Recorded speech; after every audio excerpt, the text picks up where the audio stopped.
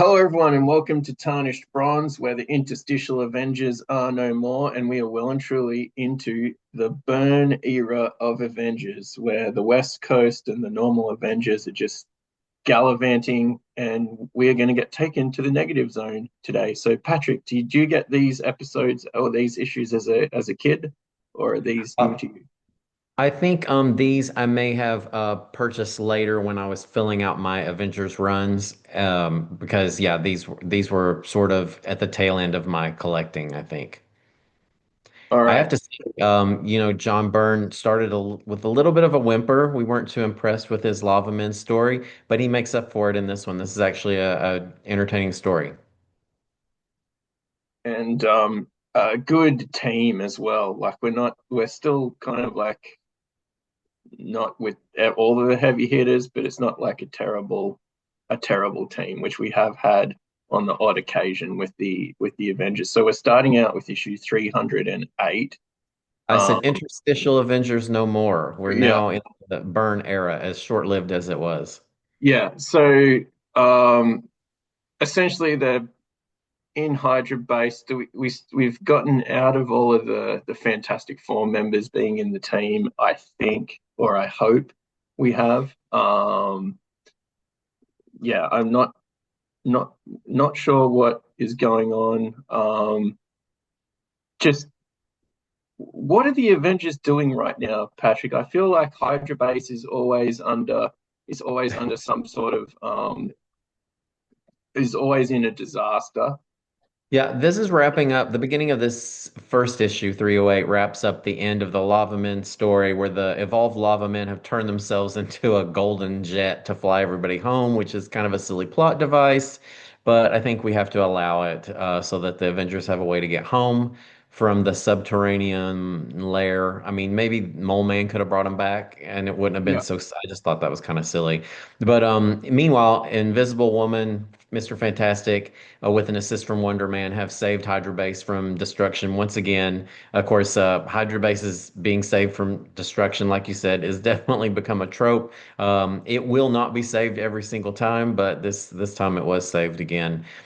And meanwhile, we've brought Gilgamesh back. He did not do well with the heat, and he was really not coping well as someone of his power set would be expected to with the men threat that the Avengers were facing. And we discover that the other Earthbound Eternals have learned that their ancient home Olympia seems to be dying. and Olympia does look fantastic from Paul Ryan Mm. here. Like it's got enough sort of throwbacks to the kind of like Hellenic architecture that it's kind of believable pseudo Greek, and it's kind of believable pseudo sci-fi, and it's kind of believable pseudo fantasy. It's just that right mix of it's just Hmm. a little bit off being Greek columns. It's just a little bit off being like a future space world, and a little bit off being like a fantasy sort of Lord of the Rings style thing. I think he did a really good job with that. I kind of like these buildings all look massive, so you can see the Eternals is at Cersei here. Um, these massive cavernous buildings kind of like convey that pretty well. Yeah, just it's the architecture in this is one of the more fun parts of the book. Although, and this, I always love seeing the Unimind too. I don't know if you're a oh fan, yeah, but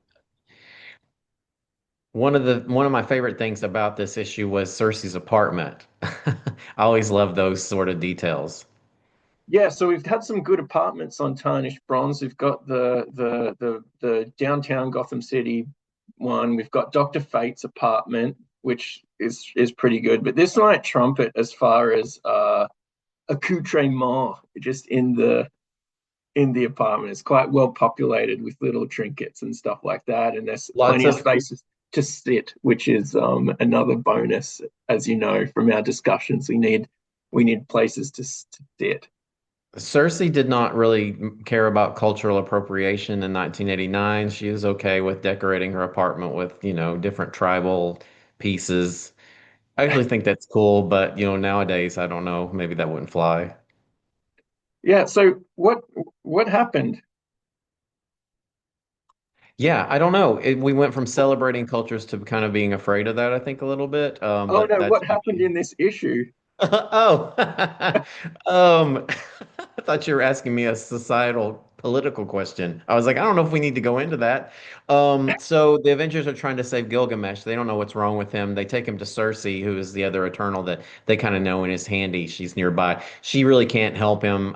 She shows them around her gorgeous apartment, and they decide to go to Olympia to see if they can get help there. When they arrive, Olympia's gone, and all that's there is a huge smoking crater, which is what I'm hoping happens, sometime when somebody comes to visit me, that all that's here is just a huge smoking crater and they could just wonder what happened. Yeah, but I'll take you to a big cavernous room when I visit Patrick, and that'll help. So for reasons that escape me, this picture looks great, but I don't know what exactly is going on. This is issue 309. This is So jumping so around a lot for a series which was mired in just fucking boredom, to be quite frank. Now we're almost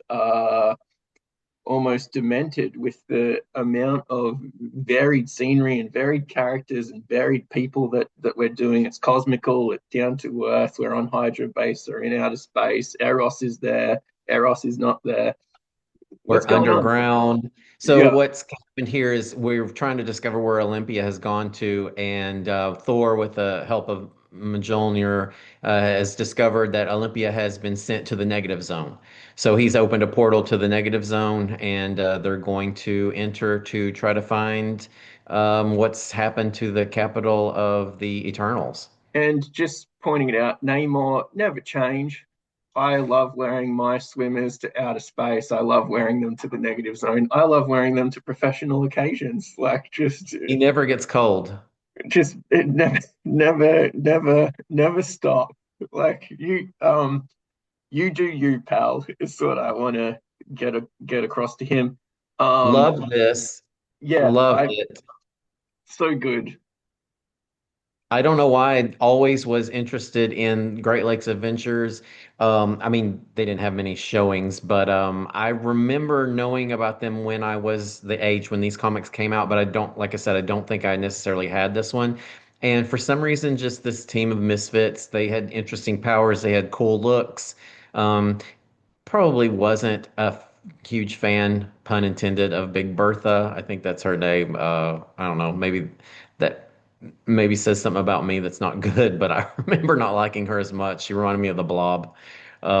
But I thought this was just a really interesting team and a concept, and probably a little bit of a play off of the Detroit Avengers. I think they were probably poking fun. Yeah, and these lights, Detroit yeah, Justice League. I yeah. said Avengers. These lights are fluorescent, but the ones in Cersei's apartment are canned lights. So, Patrick, I think we know where you'd be if given the choice of Yes. headquarters. But I quite like this little sort of side thing. So we're getting like the mundane, then we get these awesome sort of, crazy structures and stuff.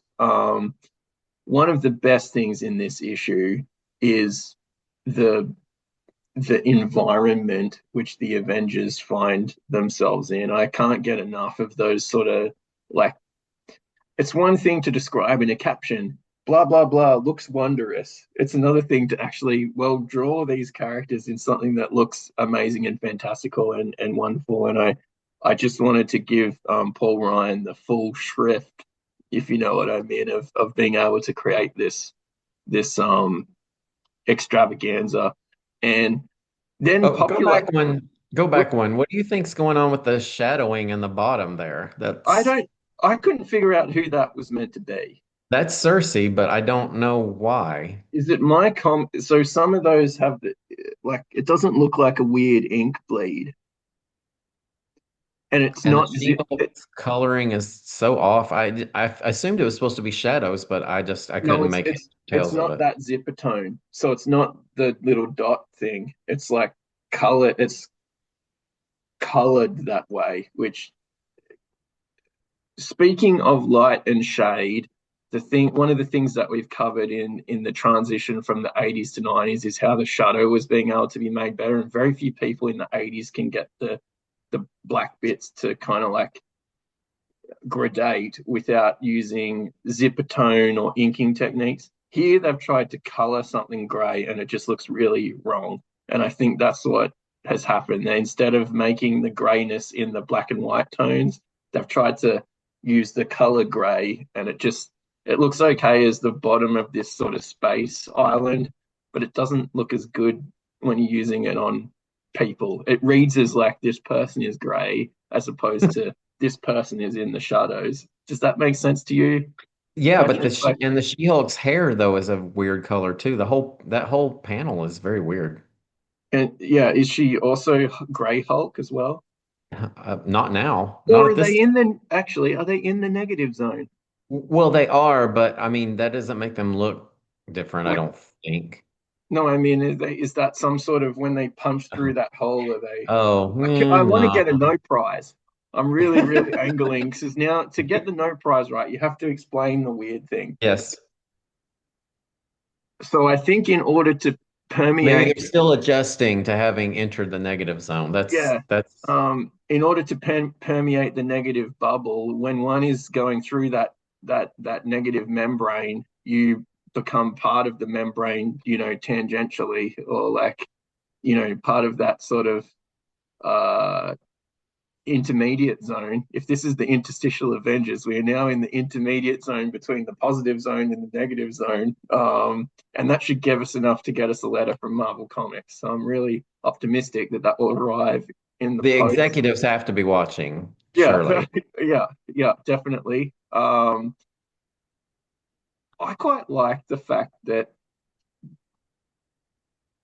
we're getting female characters not be just damsels in distress. Hmm. That's another thing that I think John Byrne doesn't get the credit that he deserves for like having active female participants in all the way from his X-Men through to his Fantastic Four, obviously, and then even here, even if it's a little bit tangential, like they're protagonists. So I think we can kind of like um sort of give that some sort of credit. Now, this is in the post-shoot it era, and so we're getting a little bit loosey goosey on the continuity. So I think the outfits have changed a little bit in the last couple of issues.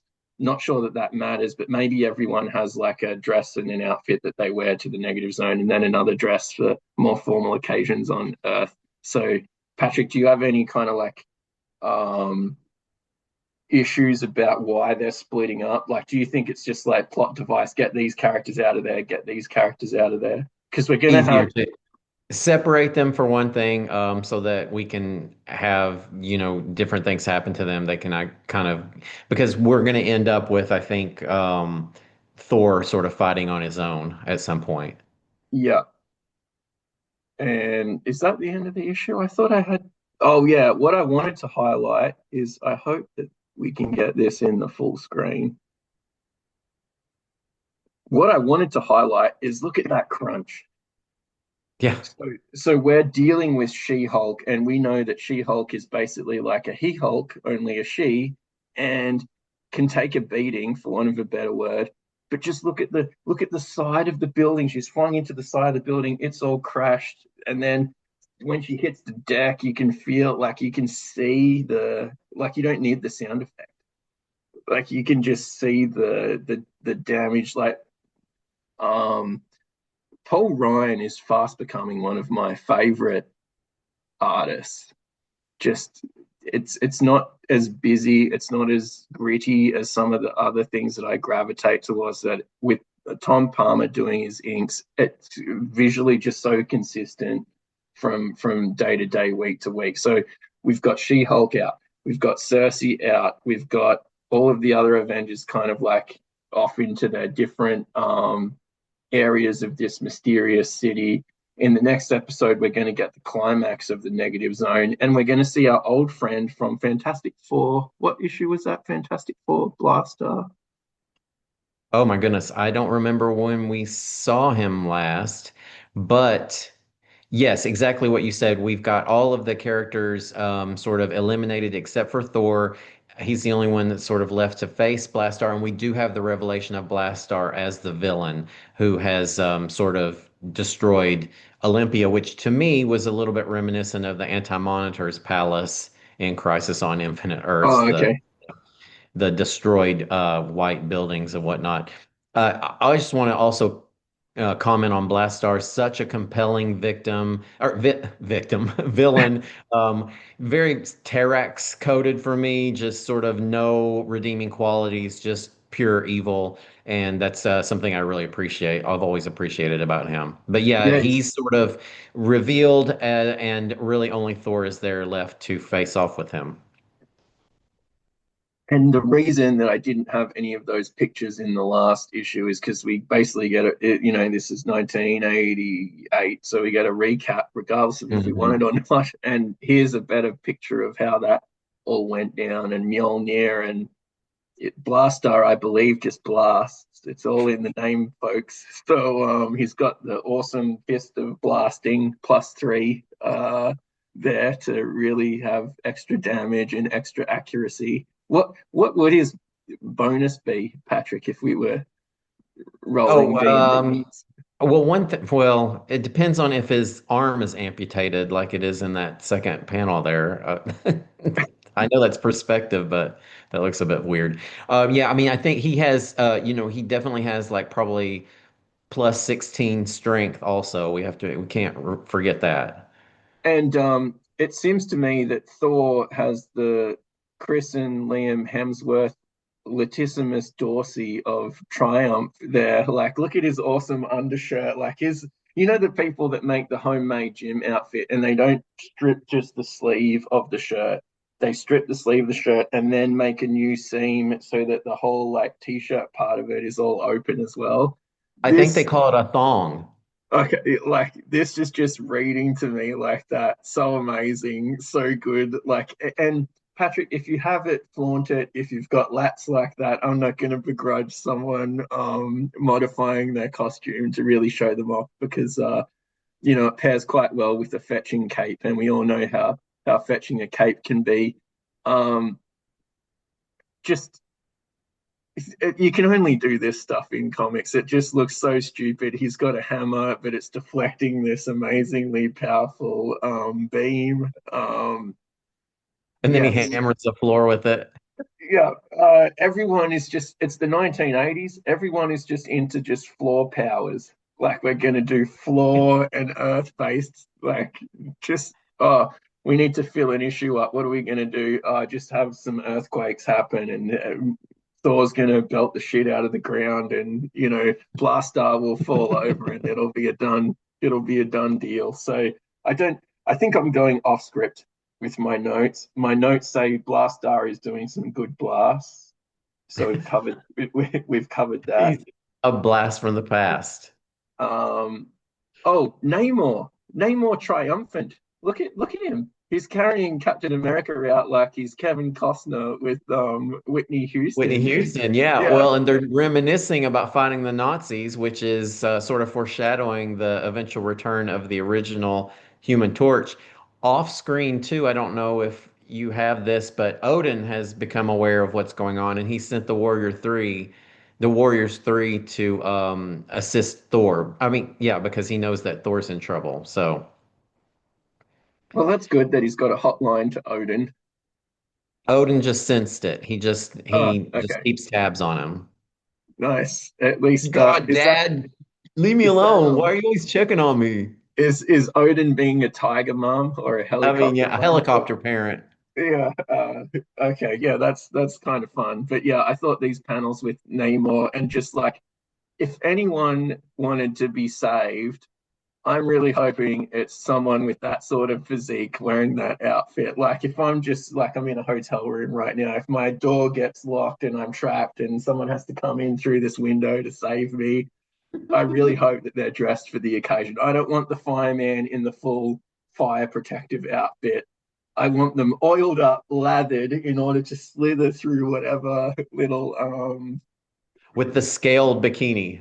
Yes, yeah, snakeskin, I believe, for extra It's sensuous, got some kind extra of scales on it or something. extra sensuousness, which is not a phrase that you get on many comic YouTube channels. So we have it all here. Look at that crater that she's left. Yeah, You no, said I she hit mean, hard. um, and not a scratch on her though. So like to be fair, I don't. We just praised John Byrne for his use of like the female protagonist, and now I feel like somewhat queasy mentioning that as a female protagonist, basically he's just throwing She-Hulk here, there, and everywhere. Yeah, I don't want to read too much into that comment or that sort of idealism, Patrick. But I actually thought the character moments were really good. Namor and Captain America doing a trip down memory lane. I kind of like the old school and the new school Captain America and She-Hulk. They have their little thing going. Like they're very trusted team members. And Thor is just a merchant of brute force. Like he's Yeah, just a meanwhile, tank. they're all taking trips down memory lane and hanging out, having coffee, Yeah, doing a little window shopping, and Thor's like, could I get a little help here? yeah, so this is like there's no I in team, but there is an I in win, and Thor's just taken it upon himself to dust himself off and just like not in a Thor comic, might I add, but in an Avengers comic, just basically turn it into everyone is having their business lunch and their catch up with their friends, and then Thor is just there having to do all the dirty work. More great pictures of rescue phase Namor, like just in yeah. Once again, the colorist is just taking a holiday. There's all these white buildings everywhere, like just so good. I can't believe that Namor and She-Hulk just don't have their own like little series. They just seem a good, an odd fit, but a good fit because very Yeah. rarely in the Avengers do we see like individual pairs of characters who kind of do the team thing and then they're all like isolated is because as the plot needs to be we have to get Thor over here and so on and so forth but just because of the color coding I feel like Namor and She-Hulk could be a team. Well, they were in the team back when we started doing interstitial Avengers, and she kind of likes to ride him and give him shit, and Yeah, and he's sort of stodgy. It's sort of like a good buddy film kind of dynamic with she's kind of fun loving and kind of kooky, crazy, likes to make comments, and then he's sort of stodgy, and it's an King odd of couple, Atlantis, right? like Say. I've got the King of Yeah. Atlantis weighs heavy on him. Yeah. Not not one for fun no more. So we're going to get into something which really grinds my gears in almost the next three issues are going to be Age of Vengeance, Acts of Acts of Vengeance, Vengeance. Yeah. and that to me makes it after this issue it makes it even more bizarre that Namor would be in the Acts of Vengeance cabal, if you know what I mean.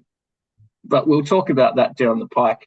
Um, oh, okay. And then I actually have, not for the first time, Blastar does some more great blastings. And that blasting is designed, is he like trying to destroy the ground so he falls through it, or is he trying to slow himself with his Just blast? slowest momentum, I think. Yeah. Yeah, just, So he goes through it. yeah. Shoot all the way through. He just flies into the space of the negative zone. I don't think he was that ambitious with that. See, that's what I would have done. It's like jumping when you're in the elevator, and apparently, if the lift is about to like crash into the floor, like if you leave at just the right time, you'll be fine. But I don't know about that.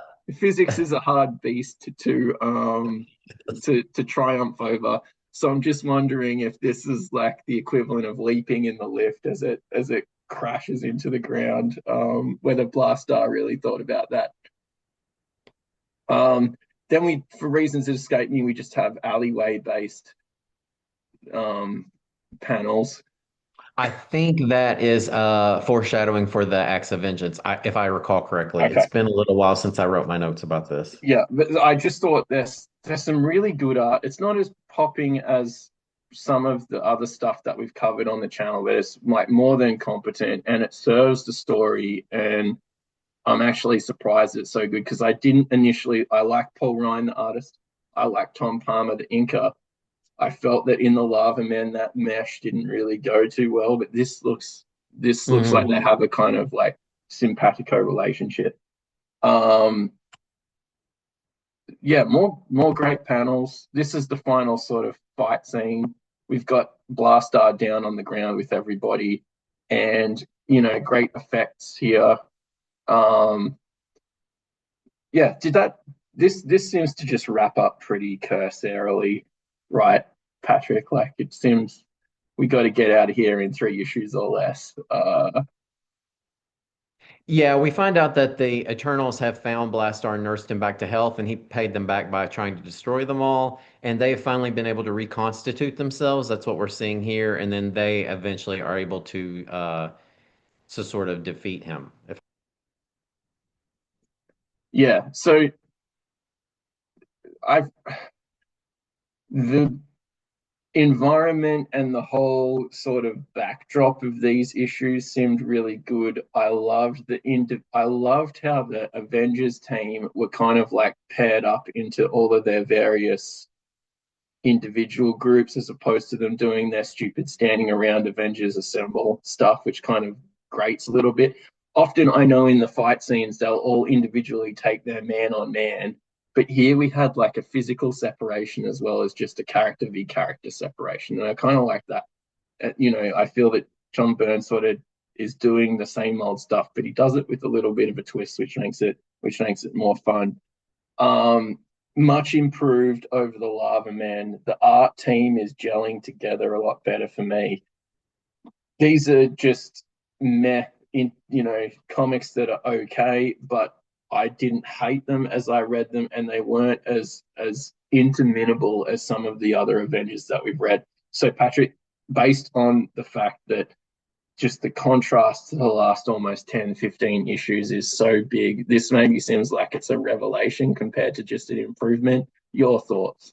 Yeah, I agree. I think the environment helps. Going to the negative zone, having Blastar helps, having the Eternals co-star, and the setting of Olympia in the negative zone. I think those are all positives. So it definitely makes it better than the interstitial. There's no question. And then also much better than his first foray, which the Lava Men I just didn't really care for that much. Let me look at the ranking. Why don't you jump off this one? Okay, so I think it's nice if we do, at least for the opening bidding, compare it to something that we've actually done in the Avengers. So the Avengers that I'm sort of thinking about is it's not as good as heavy metal for me, but it's around the Marina sort of saga. Are you I are was you actually going to say that I was going to say, sorry about that. I was going to say that I actually think I like DC Comics Presents number 26 better than this. Yeah. So, we're gonna have a few now where we have these pockets of Avengers, pockets of JLA. Um, I kind of Oh like it, yeah, but so you think it was probably better than Marina, yeah? yeah, better than Marina, but maybe not as like impactful or as artistically just crazy as the style and like. So that DC Comics presents, for people who don't know, it's the first appearance of the Teen Titans, which is amazing Perez art, but it also has a Superboy Green Lantern story by Jim Starlin. And so even though the storylines are sort of trite, this is also a kind of like middle of the road story with some reasonable art. But the only real thing that elevated the Marina saga to me is the fact that they're in that this the it's just so wacky, and this is not wacky, but it is pretty good. Let's just pop it ahead of Marina because I I think the agree. Despero art's better. If we're just these stories are all middling '80s stories, if we're just going to rank some of them based on the artistry, I think it's definitely below some of those JLA ones. So if you're happy to get out of here just below DC Presents 26, I'm pretty happy with that. I think that's fair. Now, there's not too much of John Byrne's Avengers. As we said, we've Hmm. just gotten out of the interstitial Avengers into the Byrne era. I thought it would be a brave new world, considering that he's done maybe at least 20 issues of West Coast Avengers. But writing two Avengers books, drawing that one, and maybe doing some other stuff as well is just maybe spreading it a bit too thin. So we've got to cover on the Avengers next is sort of the issues involving the acts of vengeance, which we'll get into at the time. So we've got that to look forward to. And then we've got our favorite nefarious villainess to come down the pike as well, Nebula, who will She's make back. another appearance. So we've got that to look forward to. Anything else to look forward to, Patrick? As far as Avengers goes, yeah, we may end up having to go back into the real team. I mean, one thing that would be good, and I don't know, maybe it's overdone and maybe it doesn't fit the purview of the channel, but the Invasion of Avengers Mansion with Roger Stern. Oh, that Uh, is, original mansion. yeah, Because we're maybe gonna, that's too good, but you know. speaking of flogging a dead horse, we're gonna cover some Avengers Mansion dismantling what seems like for the fifth time in 10 issues. So what's the sixth time the Why Avengers not? Mansion gets that out? Like maybe we'll have a whole playlist on just Avengers Mansion based escapades. And as I said in a different episode, at some point I'm going to look at some of my old ones. I meant to show you, and I have not shown you, but I will at some point. Uh, show you I found my catalog of comic books that I had in 1990. So I did on a dot matrix printer, Oh sort no. of a inventory. So I did uncover that recently and gonna, look at those. And actually, it's funny that this is about the Eternals because sort of when I really got into the Avengers, and the Avengers at that time I did begin to like better than the X-Men even, was an Eternal story um, with I want to say maybe oh goodness, I don't know if his name was Maelstrom. I don't know. I'm blanking on the name. Or Deathlaw. I don't know. I'm blanking on the name right now. But all I can remember is that there was a gigantic fist busting out of the ground and sort of grasping onto a bunch of the Avengers. And it was before the West Coast Avengers had split off. Vision had been in charge and sort of tried to, he kind of went wrong. Very similar to Brainiac in the story from Legion of Superheroes that we recently covered. If you remember that during the Secret Wars time, Vision was left in charge of the Avengers and sort of kind of went above and beyond and kind of got the Avengers in trouble. So it was around that time period, and it's actually a pretty good multi-issue story arc. So maybe something we can do in the future. Nice. Well, Patrick, it's been a pleasure. We're almost at the end of the tunnel for the Avengers. And like, follow, and subscribe. We've got a whole bunch of Avengers and John Byrne content on the channel. So this has been Tarnished Bronze. This was Avengers 308 to 310. If you like the Negative Zone, if you like Blaster, and if you like Namor as the hero, then maybe these are three issues for you to check out. Like, follow, and subscribe, and we'll see you in the next one.